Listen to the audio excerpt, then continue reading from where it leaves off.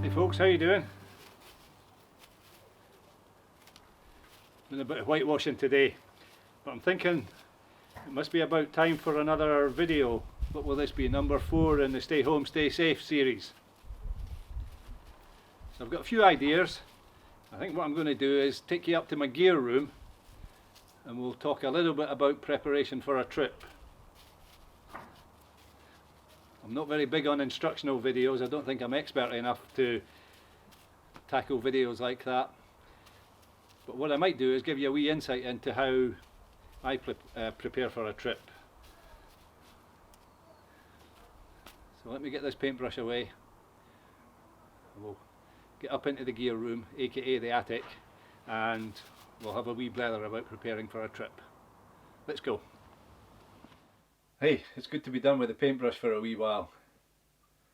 Although in these unusual times it's also good to keep busy, and I'm quite pleased that I've got a lot of property maintenance work done, especially on the outside of the property. It's been quite good weather over the last couple of weeks. But like I said, when I was finishing off the whitewashing, I want to talk a little bit about gear and preparing for a trip. So we're up in the gear room. Welcome to my gear room, folks. I'm going to do a wee video, non-instructional, just on how I go about setting up a gear cache in preparation for going out on a trip. So before you can decide on the gear that you're taking, you have to decide on the type of trip that you're going on. And for me that's relatively easy because I usually have half a dozen trips rattling around in my head, and what I always do is I try and match the trip to the prevailing weather conditions. So if, for example, I want to go out next week and my laptop is telling me that the weather is going to be calm down the west coast, then it might be suitable for a fishing trip or a kayaking trip or something like that. What I won't do is I won't put together such a trip if it's going to be stormy conditions down the west coast. I'll probably look more inland, for example, and maybe consider some valley camping or whatever. So having these different trips in my head gives me a little bit of an advantage when I'm scanning the websites to determine what the conditions are going to be. The websites that I follow regularly are the Met Office, then MWIS, the Mountain Weather Information Service, and that covers the high ground in Scotland where I can get a decent forecast that tells me what's going on. And I have a lot of places in Scotland bookmarked, so I can run a forecast up the west coast, get an idea of what the coastal conditions are like, and then I can maybe run down the central spine of the country and get an idea of what it's going to be like over the main ranges, and then I can maybe pick one or two spots in the east to get an idea of what the eastern ranges are going to be like, or have a look down in the borders. Because I follow these websites and look at the charts quite regularly, I usually have an idea of what the weather's doing anyway, so I can decide on a trip that fits in with the weather rather than kind of goes against the grain, if you like. So having consulted my laptop, having a good idea of the conditions that are prevailing in a particular area, I've decided on a trip. So now I have to start pulling the gear together. So let's have a wee look at how I do that. So the first thing is I've decided that it's going to be an overnight trip. So that requires accommodation. So I've decided that I'm going to do an overnight trip somewhere on the west coast of Scotland. I'm going to travel by kayak. So that means that I've got a relatively small space for carrying the gear, and I have to keep it fairly compact, and I also have to be mindful of the weight that I'm carrying, because unlike my Canadian canoe, the kayak can take a fairly modest amount of weight. The first thing that I need to think about, and this doesn't really matter what kind of trip it is, on all the trips that you go on, if you're going overnight, you need to think about shelter. That could be anything from natural shelter all the way through to say, van camping or setting up the big teepee with the wood stove or what have you. You get the idea. Anyway, you need shelter. And you'll have noticed from most of my videos that I prefer taking a tent with me to, say, building a natural shelter or camping under a tarp. Although when I was in the Himalaya, when I was working in the outdoors, then I would say that probably at least half, maybe more than half, 60% of my trips were done with a tarp, just because the conditions there were really perfect for tarp shelter. In Scotland, well, in the hill country, not so much, although I'm sure some people would disagree with that. But my preference anyway for camping in Scotland is usually to take a tent. And you'll notice from the videos that most of the tents that I use, pretty much all of them apart from my big teepee tent, all the other tents are freestanding tents. And there's a reason for that. I like to be able to pitch the tent and then to position it so that I get the most comfortable night's sleep, so that I've got a little slope, just a gentle slope, so that my head is slightly above my feet, especially if I can get a tussock underneath where my head's going to be, so it forms a little bit of a natural pillow, and then I can just soften it by putting in a wee pillow or some one of these wee inflatable pillows or some clothing or something like that, so that I get a really nice comfortable sleep. I find tunnel tents and tents that are not freestanding, if I can be as generic as that, to be a little bit challenging to pitch sometimes when you're on rough ground and flat spaces at a premium. So my preference is for freestanding tents. So we need accommodation of sorts, and on this trip that we're packing for together, I'm going to take a tent. So so this is all tents here pretty much, although there are some rucksacks and stuff on the bottom here, but this is a collection of tents and sleeping mats. So I'm going to dig into one of my gear bags, and just as it happened, I've got the tent that I need for a kayak trip. So this is perfect. It's a little Terra Nova Southern Cross 1. It's a one-person freestanding tent. You'll also notice that pretty much all of my tents are four-season tents. I'm not a great fan of summer tents or super lightweight. If I want to go lightweight, then I'm probably more likely to take a bivvy bag or take a tarp, something like that. So I've got a bivvy bag there, and have I got another one? I don't think I can put my hands on it, but there's another one in here someplace. So this is literally just a bag. But I've got a hooped bivvy as well, which sits about this high off the ground. I don't know, you can't see the ground, can you? About maybe 60 centimetres, something like that, with a hoop at the front and a smaller hoop at the back. So it's a tiny mini tent, I suppose. This bag just unrolls, and you just put your sleeping system inside it, and you're good to go. So what I'm going to do is I'm just going to pop the tent down there, and they build a wee cache of gear, and we'll just gather all the gear together, and then we'll do a quick review at the end. So we've got the accommodation sorted out, we've got shelter. What we need now is a sleep system, and because we're kayak camping, then I said that I'm going to take everything in my sit on top kayak that's got a little cargo bay at the back, and it's got a hatch in the front, and the centre hatch is pretty much taken up with my fishing gear, so I can't really put any of my camping equipment or my overnight gear in there, so we've got very limited space.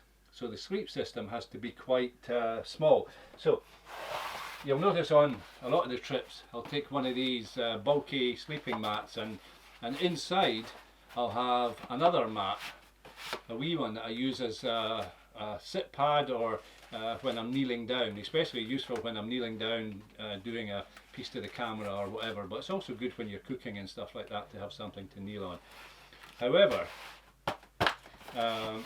although that is quite comfortable and it's very light, it doesn't add any weight to the setup at all. It is quite bulky, so I'll probably leave that behind, and what I'll do instead, I'll just pop that over there just now. I'll just take my Thermarest with me. So this is a Neo Air X-Therm. So this is it's very light, but it's quite a thick sleeping pad, so it gives a good level of insulation, and it fits in this dry bag quite nicely. And the bump that you can see there is, I'll just open it up and show you, that's a little pillow, and it's inside its own little stuff sack. I just keep the two of them together. These Thermarest come with their own stuff sacks, but they're so tight it's very difficult to get them back in, especially with cold fingers in the morning if it's been a cold night and you wake up and if it's below freezing. So I just use a slightly oversized stuff sack. So there we are. Let me just pick that up again. We've got the accommodation and we've got the basis of our sleep system. So we've got something to sleep on. Now we need something to sleep in, so we need a sleeping bag. The sleeping bags are over in that corner of the gear room there. So let's go and see what we can pick out. This time of the year we'll take it that it's a trip for the spring or early summer, where it's not going to be super cold in the night. So we don't need an Arctic sleeping bag by any means. But we need something that can go down to freezing, or maybe even to -2, -3, something of that order. It is Scotland after all. Let's see what we can find by way of a sleeping bag. So this is my collection of sleeping bags here. I've got quite a lot of down sleeping bags, but I've also got some synthetic sleeping bags. It all depends on the kind of trip that I'm going for. Despite the fact that I'm going out on the water, I'm absolutely sure that I can keep this sleeping bag dry. So I'm going to go for a down sleeping bag, and because it's still quite cold at night, I'm going to go for one that's rated to around -5, I think this sleeping bag is rated to. So it's in its storage bag just now. It's obviously going to pack down a lot smaller than that.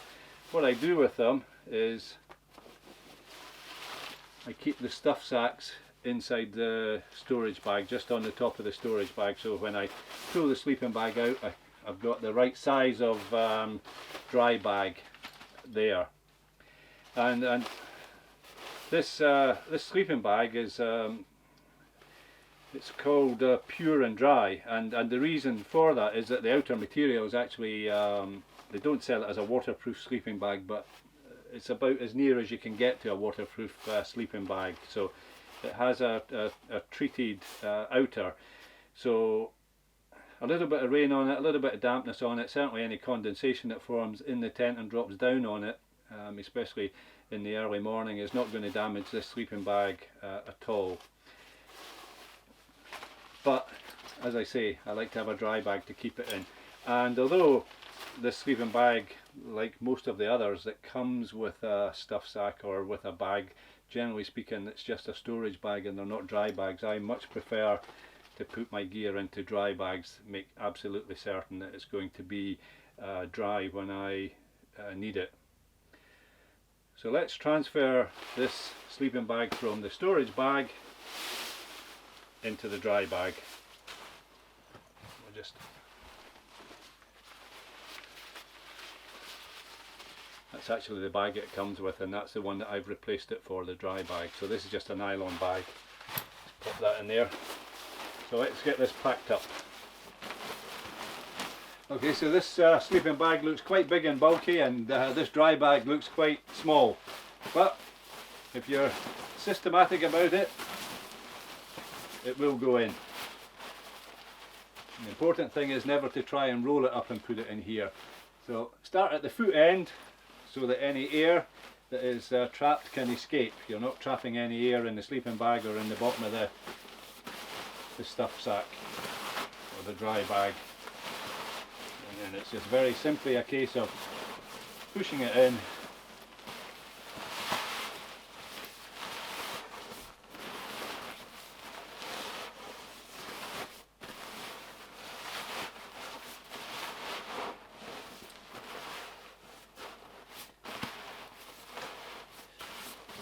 don't want to be too impatient with it. Take your time. Let the air out of the sleeping bag.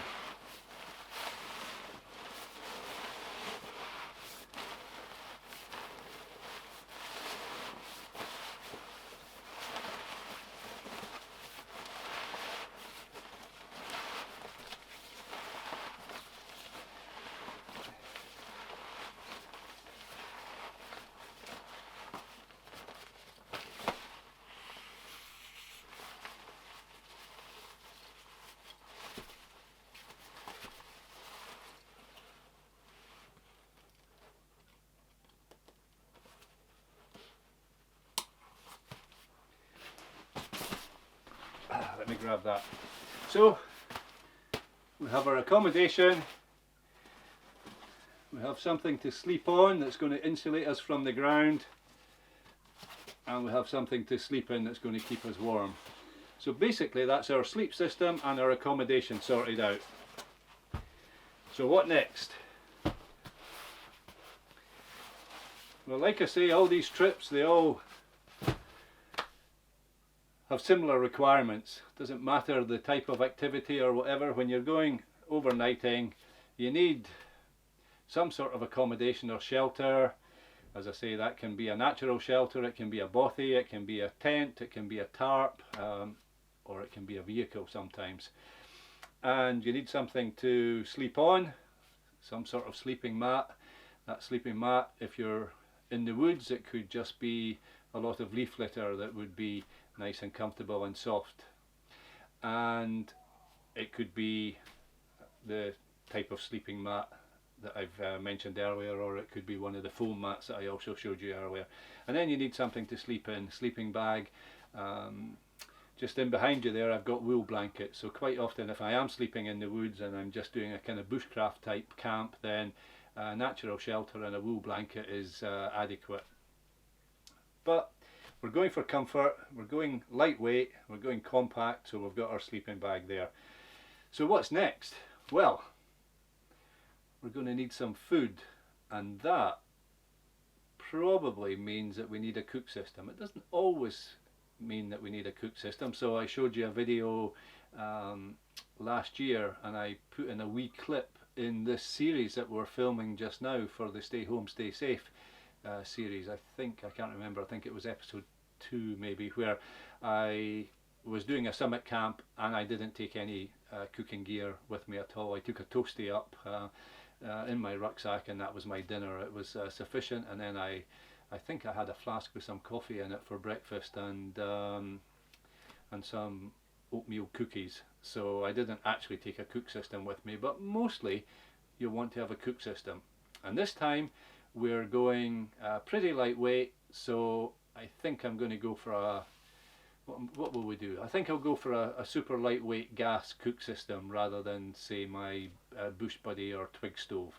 I think we'll go down the technology route, and we'll have some gas.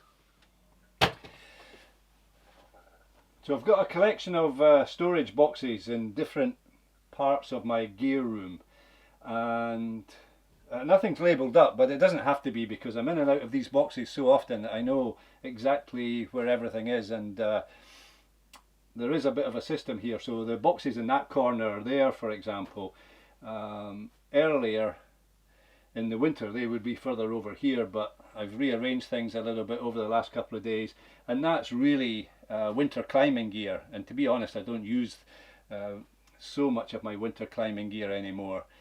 But I do still enjoy a little bit of winter climbing. Tend not to film very much of it because it's just too difficult to climb and film together when you're soloing. But so that's a collection of crampons, ice axes, there's some ropes and harnesses, and there's some other gear in there, including my snow shovel and snowshoes, that sort of stuff, and also winter boots. There's a couple of pairs of winter boots there.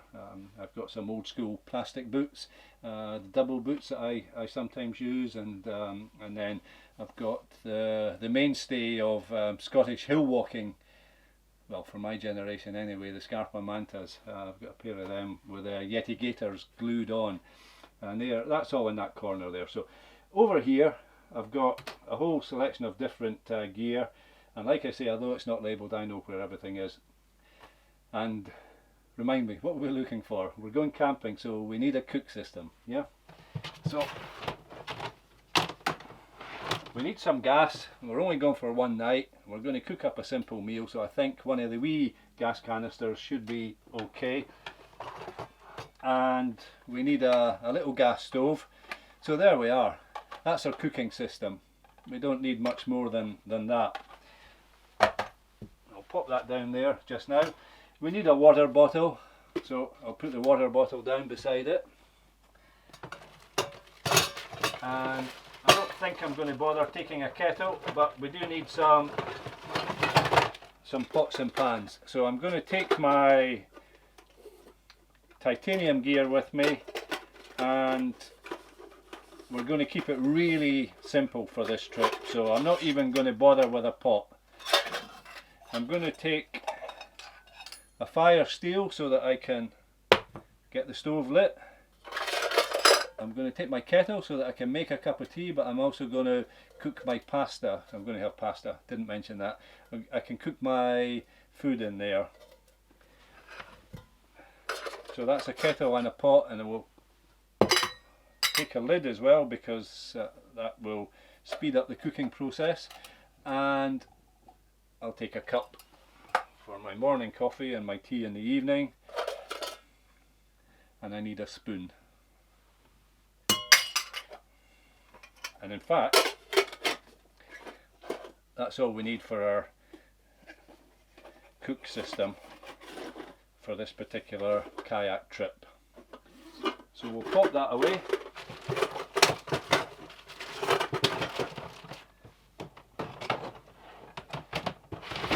Close that up.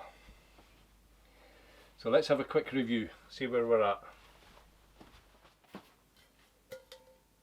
So quick review, this is our pot and kettle together. It's the gas, fire steel for getting everything lit and going, lid on the pot, and then we have a cup, we have the stove which can go in there, we have the spoon and the water bottle. And I'll just put alongside that, I'll put the accommodation and the sleep system. And basically, folks, that's all we need for a simple overnighter.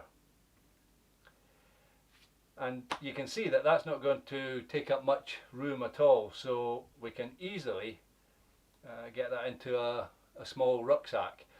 And because I mentioned that on this trip, just by way of an example, we're packing for a kayak trip, what I'll probably do is just put that into a wee dry bag, and I think I probably can get away with a 30-35 litre dry bag. I've got a whole selection of dry bags, so I'll dig one out, and what we'll do is we'll pop that away. And then that just leaves the possibles pouch, which I carry all the time with me on every trip, so that's easy because it's nearly always packed. Sometimes I adjust it a little bit for different types of trips, but a possibles pouch is just all the things that you possibly might need on a trip. Some of them you'll definitely use, some of them are just there in case of any circumstances arising where you might need it. The first aid kit is probably the best example of that.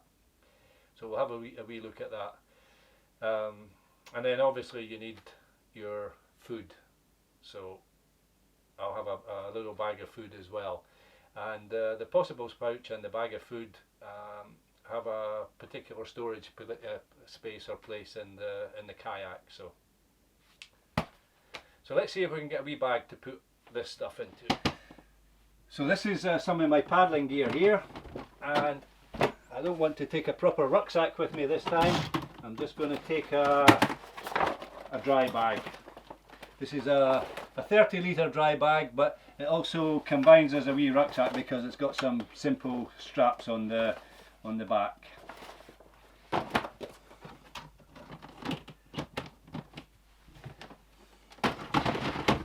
got a wee selection of these dry bags that combine as rucksacks. Some of them are quite big, and some of them are, I suppose, they're reasonably expensive. But this is an OEX bag. It's super cheap. It's very simple, but it does, well, does what it says on the tin. Is that the saying? Is that what people say? Anyway, it certainly functions quite well, and I keep a little bit of foam matting in it just to pop down the back, so that when I'm carrying it, that it's reasonably comfortable. I have an ancient one that you might have seen in some clips. I wonder if I can find a clip where my old dry bag with the straps on it features. I think I might have taken it on one of the Hebridean trips. It's an ancient bit of gear. It's been with me on literally hundreds of trips, but it's no longer a dry bag. There's as much gaffer tape as there is bag these days, but it's a very favourite piece of kit. It's it's shared a lot of happy days with me, so there's fond memories of heading off into the wilds with that piece of kit, and this is a kind of replacement for it. It's about the same size. Anyway, I mention that because the one, an octopus bag I think it's called, the foam is neatly slotted down the back of the bag in a little retaining space, so quite well designed. This is just my take on doing the same, but there's nothing to retain that in there, hence it all being a bit crumpled up, but it does work. Anyhow, I'm blathering on, I'm rambling. Let's get this rucksack packed, this dry bag packed up. Okay, so we've got our carrying system.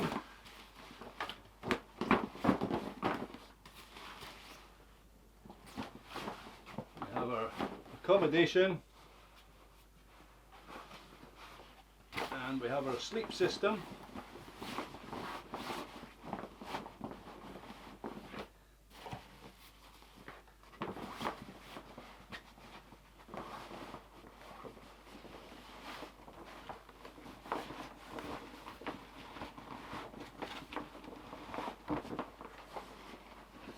It might seem that I'm forcing that in there, but I know from experience that it all fits quite snugly in the bottom of there.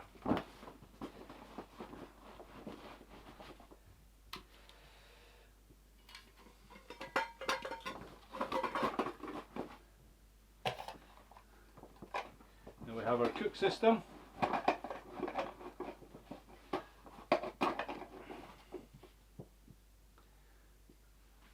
And I usually take a spoon with me, especially if I'm having porridge or something in the morning.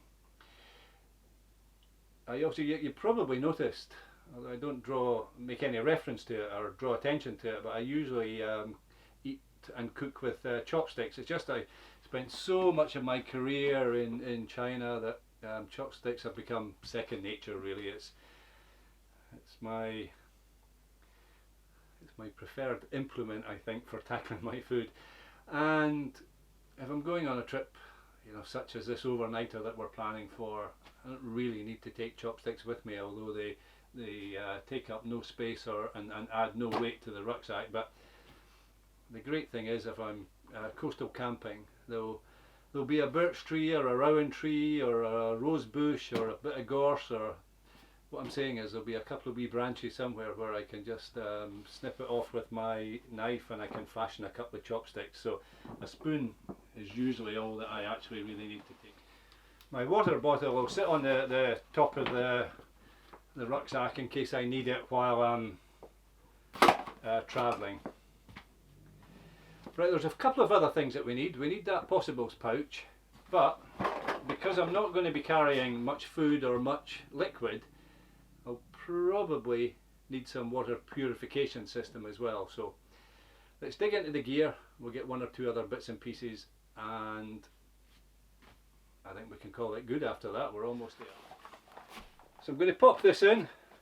That's a Be Free Katadyn water filter. quite a small one. Scoop up the water, pop the top on, and you can actually drink straight out of it, or I can transfer the water into my water bottle. So we'll pop that in there. I'm just going to take the air out of it just to reduce the bulk a wee bit, because I am travelling quite light. Then I need a map and a waterproof case, and I need a compass. So map and compass, I'm very traditional in my navigation. I believe that map and compass, certainly for me, is the best. I don't use mobile phones or fancy GPS systems, although I do, let me move that out of the way just now, I do carry a GPS, and I know how to use a GPS, so it's a reserve bit of gear that I can use for navigation if required. So let me just empty out this possibles pouch and I'll show you what I keep in it.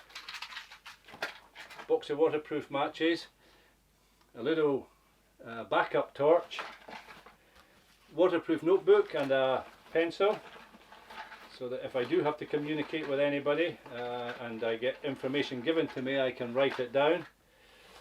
Head torch with a, try and keep a relatively new set of batteries in there, and then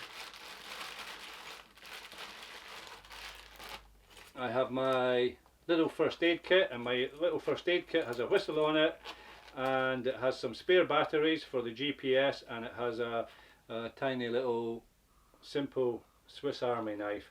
It also has some spare batteries for that backup torch. The GPS and the head torch take the same batteries.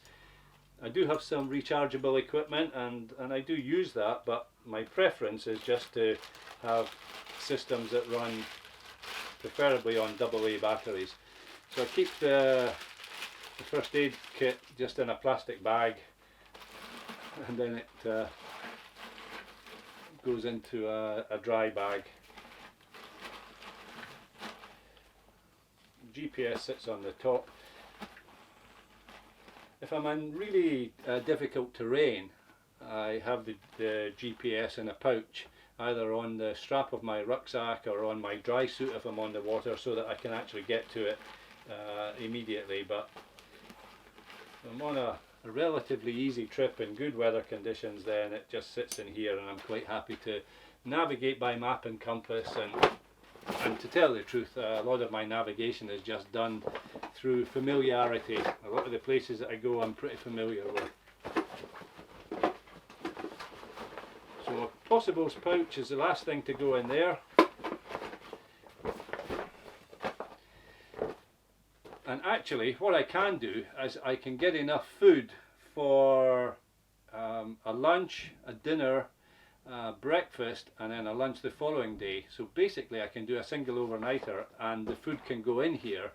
But normally what I do is I like to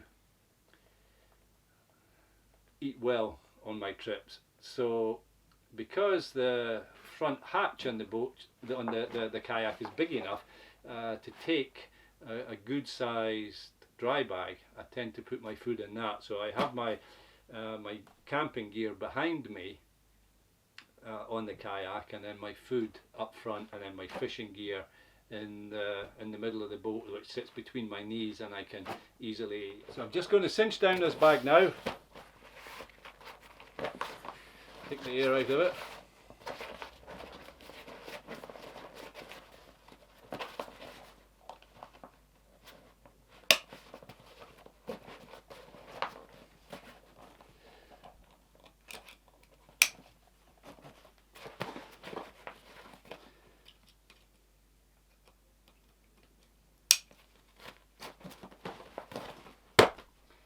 There we are, we're good to go. So there's a couple of other things to prepare before we hit the road. We need some clothing and we need some food. So we'll have a look at that. So in terms of clothing for this type of trip, I'll be using technical clothing for all the paddling parts, so I'll have a dry suit on. I've got a couple of dry suits. I'll have one of my dry suits on, but for the camping part, which is really what we're talking about, I'll need some sort of thermal layer. So just like the sleeping bag, I'll probably stick with down just because it's light and it's warm, but the main thing is that I keep it dry. I'm looking to see where the stuff sack is. There's a wee stuff sack for this jacket. So this is a down jacket. Great for the late spring and the summertime into the early autumn. And actually when you're involved in outdoor activity that requires any degree of energy, then mostly you're not looking at wearing your thermal layer. It's spending its day in the rucksack.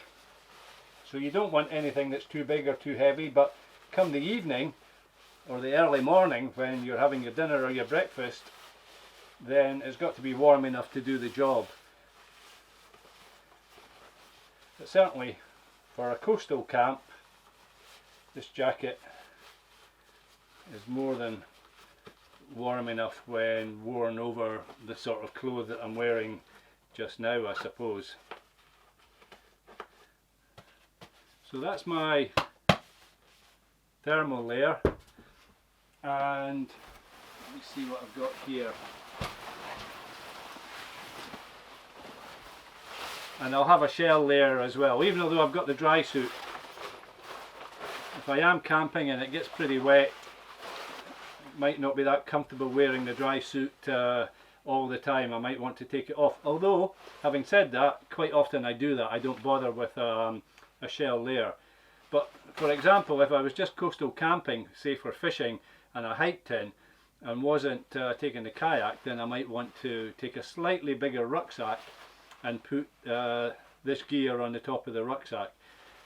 But on this particular trip I'm setting it up for a kayak camp, so I'm going to take some waterproof trousers, waterproof jacket, and I have my thermal layer there. And in here I've got some stuff sacks, some dry bags. So I think I've got to get some food in there as well. I think the Weir one, how many litres is it? Does it say? It might just say small, medium or large on it. What does it say on it? It doesn't actually say anything on it. I'm guessing it's about 15 litres. Oh, there is a tag on it, says 15 litres, and this one will be roughly double that, maybe 30 litres, maybe a wee bit less actually, it might be a 25 litre. Let's try the 15 litre, see how we get on. So I'm going to put my thermal layer in first, put that down at the bottom, and then put my waterproof trousers in next.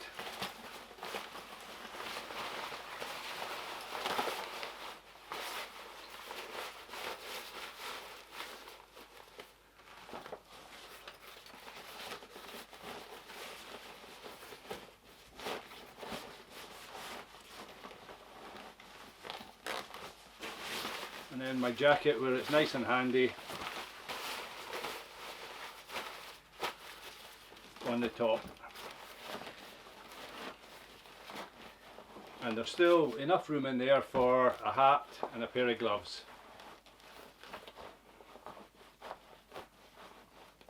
And if you can imagine that, perhaps with a bag of pasta and some tomato sauce or something in the pasta sauce, I mean, in the bottom, maybe a wee lump of cheese and a little bag of porridge oats,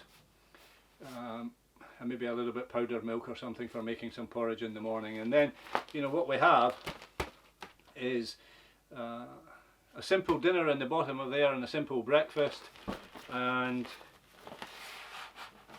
if I was going to have lunch and I was just taking these two bags, the blue bag here with the overnight gear in it, and this bag, I would put my lunch on the top of that so that it's really easy to get a hold of. And although I put the water bottle in that rucksack there, just to show you, I would probably have the water bottle sitting in the kayak, just clipped onto the side of the kayak with a carabiner. So that's it. That's all I need for an overnighter with the kayak. Obviously I need some specialist gear. I need my paddling gear. I would take my camera gear for filming, and I would take a fair bit of fishing gear as well. But in terms of just paddling someplace down the coast and then finding a nice sandy cove to pull into with maybe a little bit of turf or a little high spot with a view out across the sea, perhaps to the Isles, to say the island of Lismore or Kerara, or maybe across towards Skye, or out to so many islands, so many views that you can have. Rum, Egg, up to Achill-to-Buoy and look across towards the small isles, and West Coast is just a treasure trove for exploration with the kayak. So if that was what you were planning to do, without the fishing and stuff and without the filming, then basically this is it. Then you need your paddling gear, maybe a dry suit, and your buoyancy aid, your life preserver, and a few other bits and pieces, but it's not very much. And looking at this small amount of gear, you might wonder why in some of my videos I go off into the hills and away camping with that huge rucksack that I'm carrying. Well, very quickly I'm just going to put some gear together and show you what a summit camp gear loadout might look like for a winter overnighter in Scotland. So we'll put this aside because we won't be taking any of this, and I'll fill another rucksack. And then what I think I'll do with the video is I might try and cut in some clips of some camping trips. I'm very conscious that I'm using a lot of the same footage over and over again during this this stay home, stay safe series, just simply because I can't get out to film anything else. So I apologise for that, and I hope you bear with me for that. What I'm really trying to do is just to give you some videos that keep the channel going, but also keep you entertained as viewers. So let's do that. Let's grab a bigger rucksack and grab some heavier weight gear for an overnighter in the hills in the winter time. Okay, I've pulled out some heavier gear here, and you can see, maybe you can see why my rucksack seems so big when I'm going off on these winter camps. So this is a winter sleeping bag, down sleeping bag. This one's rated down to -20. I sleep quite cold, so I like to have the warmest sleeping bag that I think I need for any particular trip. I'd rather be slightly warm and then just vent a little bit than to be too cold at night. The great thing about going away camping is that you get a wonderful night's sleep,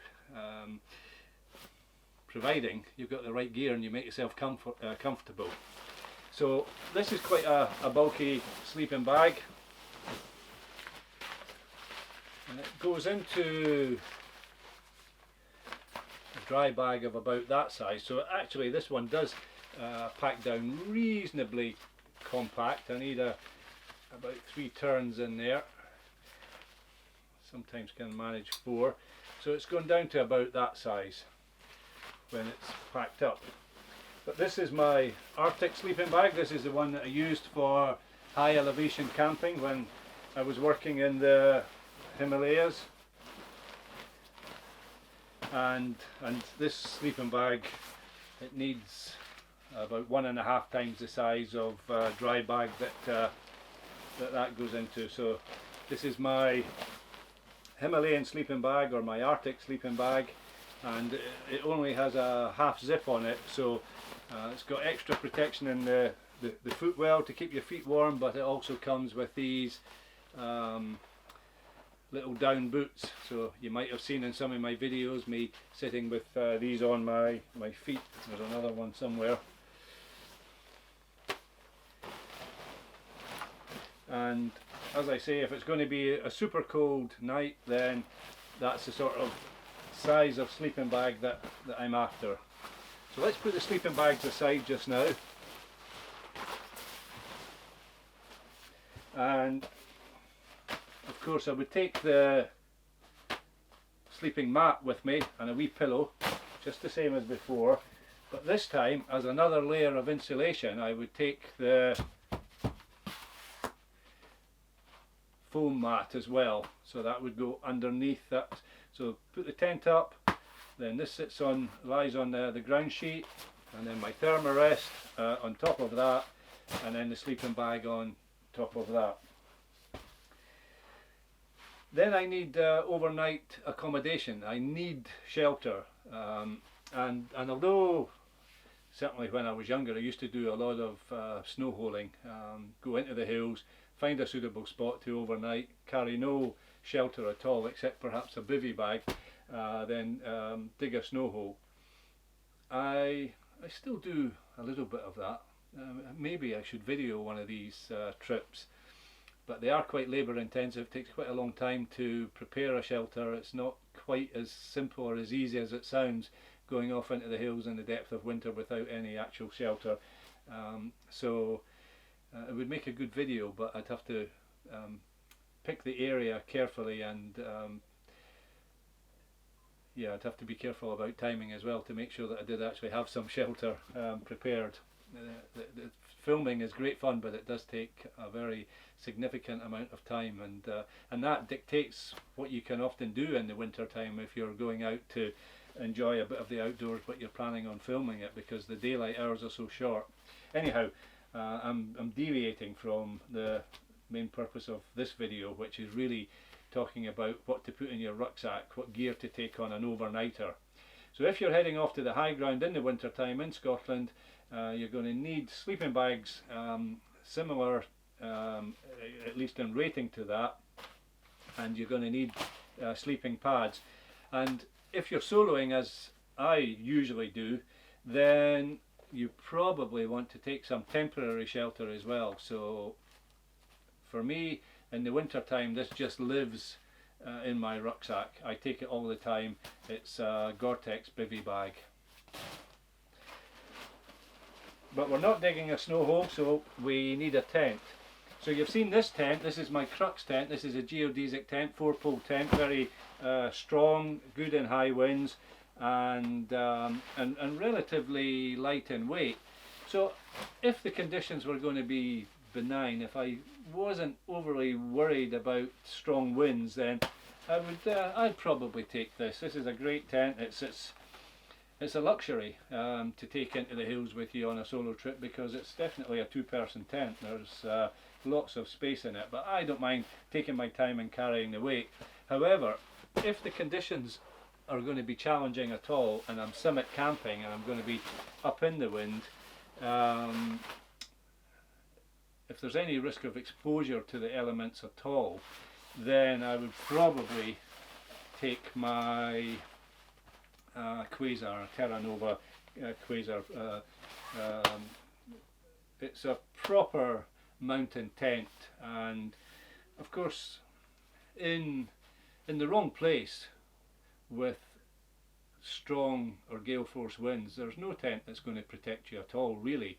But some tents will do a lot better than others, and then, you know, if they're pitched properly and they're in the right location, then you can get away with a night or several nights in a tent in extreme weather conditions. And I know that from experience. I've done it many times, and especially when I was in the Himalaya, camping in extreme weather, but positioning of the tent is everything.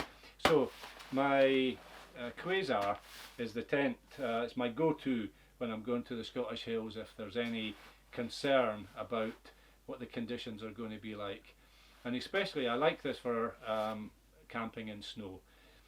The tent is strong, and some of the Quasars come with a snow valance, so you can actually bury the tent in the snow. This fly sheet doesn't have the valance on it, but you'll see in one of the videos that I posted recently, actually I posted a clip from an old video where I buried part of this tent in the snow to pin it down, and then I think in another video I showed how I use snow anchors to hold it down. There's no point in trying to put a tent peg into snow, it'll just pop out. And actually, even in strong winds, if you do manage to get a tent peg into the peaty or rocky soil, the chances of it staying in overnight are quite slim. So that's the great thing about camping in the snow. You can get your tent locked into the snow. It doesn't take, you know, when you're camping at 900 meters, 1,000 meters in Scotland, you know, remember we're pretty far north, it doesn't take many minutes for everything to freeze. So what happens is your tent literally freezes to the ground, and that keeps it solid and in position during your overnight camp. So this is the Quasar. I would certainly take that. And this is the Crux, also a geodesic. Both of these are 4-pole tents.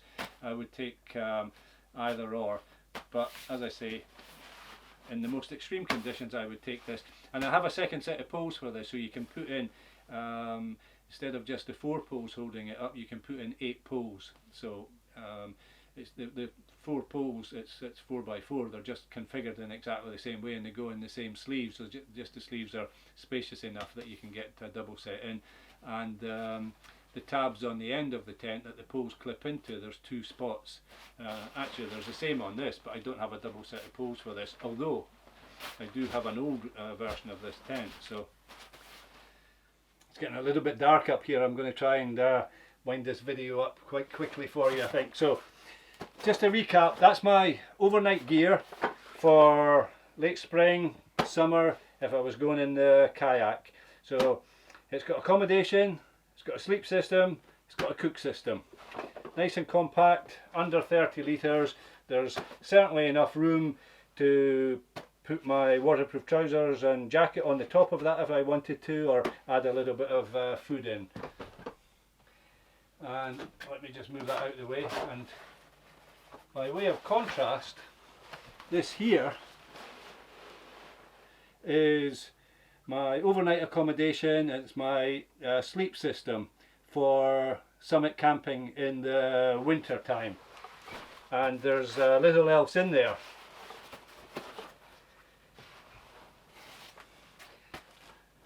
When we were looking at the potential for doing a kayak trip, I put some spare clothing and foul weather gear, so a thermal layer and a shell layer in here just to separate it so that I can put it in the front hatch. Well, I would need the shell layer in here, but I would also need a winter thermal layer. And in fact, this winter jacket, there's a big advantage of this insofar as when you're going out in the winter time over the high ground, this is not just the thermal layer, but it's also the shell layer as well. So what I'm saying is this is a down jacket, but it's 100% waterproof. Disadvantage of it is when you're lower down and the snow turns to sleet or to rain, but you're moving fast, you're maybe in easier terrain, at lower elevation, you're getting warmer. And if you take this off, you've not just lost the thermal layer, which is a bonus because you're cooling down, but the negative is that you've lost your waterproof layer, so you might have to take a very lightweight waterproof jacket, some sort of pack-like jacket in addition to this, just for the lower elevation stuff. But you can see the bulk of the winter gear, and that maybe explains why some of the rucksacks that I carry seem to be huge. Now this is an old expedition rucksack that I've got. I've got several expedition rucksacks, but this is just a simple tube. Everything goes inside, put the mat on the outside, and then the stuff that I need quick access to can go in the pouch on the top. So I tend to keep my hat and gloves in there, and I always carry 2, 3, sometimes even 4 pairs of gloves. Losing a glove is not an option when you're summit camping in Scotland in the winter time, but it's also a good place where you can keep your toiletries, your toothbrush and toothpaste and such like, so everything to hand. And I also keep a torch in there so that if my venture into the hills goes a little bit off time and I have to finish my hike in darkness, then I can do so by just grabbing my head torch and without having to unpack anything. It's right in the top and good to go. And of course my navigation equipment in such circumstances is going to be on my body. It's not going to be in the rucksack at all. So there you go, folks. That's a wee video on how I prepare for an overnight trip, and there's a couple of wee scenarios there. I focus mainly on a lightweight trip, but put in a wee bit of heavier weight gear at the end. So I'm going to wind the video up here, folks. Sadly, I'm going to put all that gear back in the storage boxes and in the expedition holdalls and get everything put away and tidied, because we're still staying at home. Stay safe, stay at home. Have to follow the rules. But I'm looking forward to getting back out, and I hope this wee video is of some interest to you. I'm not sure if it's of any use to you. I know that a lot of the people that are viewing my videos are pretty experienced and they'll know all this stuff inside out, and they'll have their own tricks and techniques and preferences, and that's why I'm just giving you an insight into what I do. I'm not saying it's right by any means, and I'm certainly not lecturing or preaching or teaching. I'm just giving you a wee insight into the thought processes that go on in my head before I head out on a trip, and it's there for entertainment. It's to help us get through these tough days where we're kind of confined to our own spaces, and yeah, I hope you enjoyed it, and I hope there was something in it for you. And as always with these videos, there's bits that are maybe a bit more interesting than others, and I don't mind at all if people skip through and have a wee look here and there. But I really appreciate the views that I get, and I suppose I'm trying to do something for you guys just now while